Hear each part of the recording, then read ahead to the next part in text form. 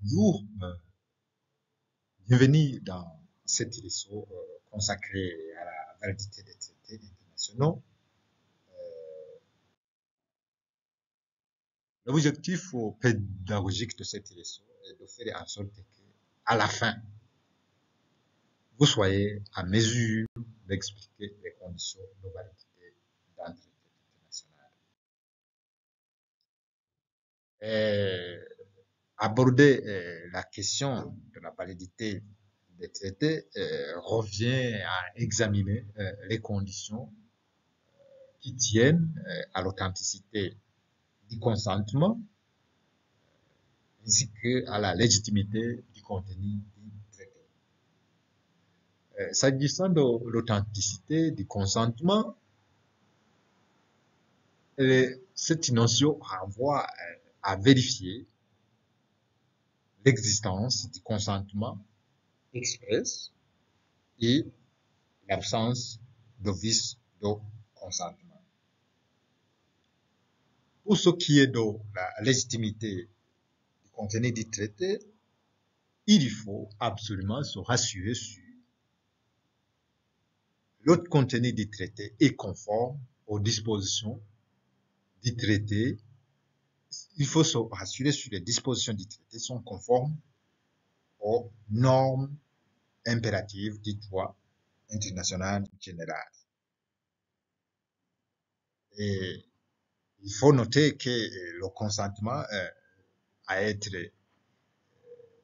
lié par un traité peut être modulé par l'expression des réserves formulées dans les conditions définies à l'article 19 à 23 de la Convention de Vienne sur le droit des traités de 1979 et ou par des déclarations interprétatives.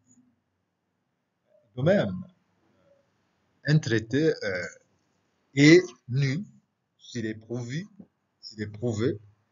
qu'il a été conclu en violation des règles de droit interne relatives à l'expression du consentement ou des vices de consentement dans les conditions déterminées